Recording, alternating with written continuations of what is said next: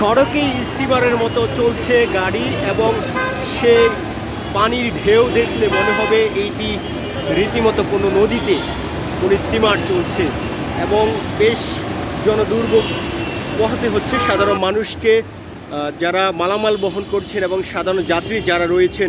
আমরা দেখছি যে অনেকগুলো গাড়ি এবং সিএনজি সহ আমরা দেখছি যে অর্থাৎ অধিক পানির ফলে কিন্তু এগুলো কিন্তু নষ্ট হয়ে গেছে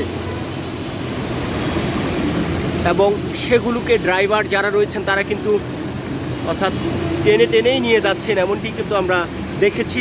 এর বাহিরেও আমরা দেখেছি যে বিশেষ করে আজকে এই যে বৃষ্টির ফলে যে তীব্র জলাবদ্ধতার সৃষ্টি হয়েছে পুরো শহর জুড়ে, রাজধানীর বিভিন্ন স্থানে, সেই সব স্থানে সাধারণ মানুষ যারা আছেন তারা রাস্তা পারাপারে কিন্তু অনেক বেশি ভোগান্তি পোহাচ্ছেন।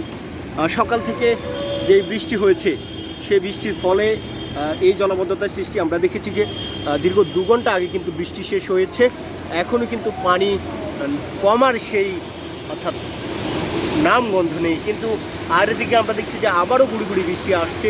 কিন্তু রাজধানীর এই মুহূর্তে আমরা রয়েছি শান্তিনগর এলাকায়, যেখানে বৃষ্টির ফলে যে পানি জলাবদ্ধতার সৃষ্টি হয়েছে সেখানে অর্থাৎ এখনও সড়ক পানির নিচে রয়েছে।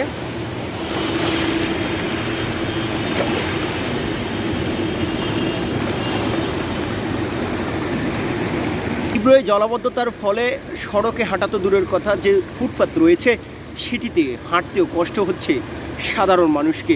আমরা দেখছি যে ফুটপাতে অনেকে সাইকেল চালিয়ে যাচ্ছেন এবং অনেকে হাঁটছেন, কিন্তু দেখুন সেই ফুটপাতে কিন্তু পানির ঢেউ কিন্তু চলে আসছে, অর্থাৎ সড়কে যান চলাচলের ফলে যেই ফুটপাত রয়েছে সেই ফুটপাতে কিন্তু মানুষকে ভোগান্তি নিয়ে অর্থাৎ পার হতে হচ্ছে।